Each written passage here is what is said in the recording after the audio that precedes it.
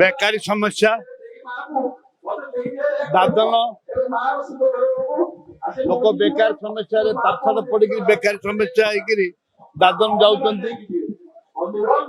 ମହିଳା ମାନଙ୍କ ନିର୍ଯାତନା,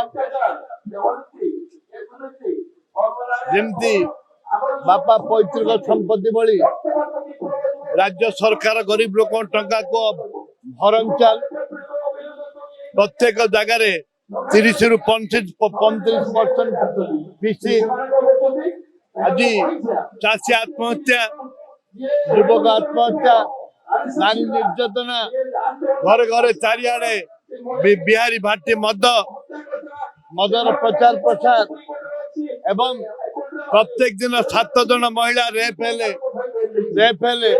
ବର୍ଷକୁ 6 ଜଣକୁ କନଭିକ୍ସନ।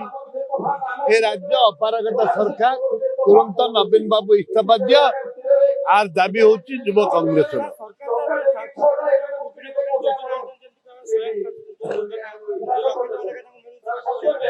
ନିର୍ବାଚନ ଅଛି ବୋଲିକିରି ଯୋଜନା ଆଣୁଛନ୍ତି, ନିର୍ବାଚନ ସରିଲେ ଯୋଜନା ଆଉ ସେ ଯୋଜନା ଲାଗିବନି।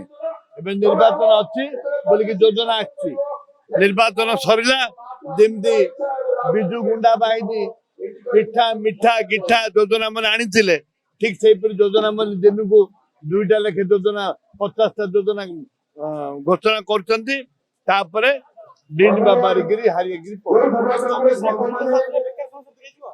ନିଶ୍ଚିତ ଭାବରେ କଂଗ୍ରେସର ଯୋଜନା ଅଛି। କଂଗ୍ରେସ ପ୍ରତିଶ୍ରୁତି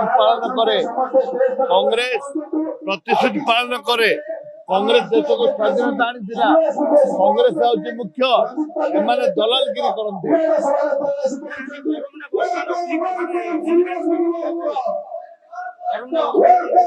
ହଉ କଣ ହେଲା ନୂଆ କଥାଟା କଣ?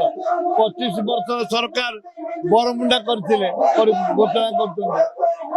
ଲାଭ କଣ ଅଛି?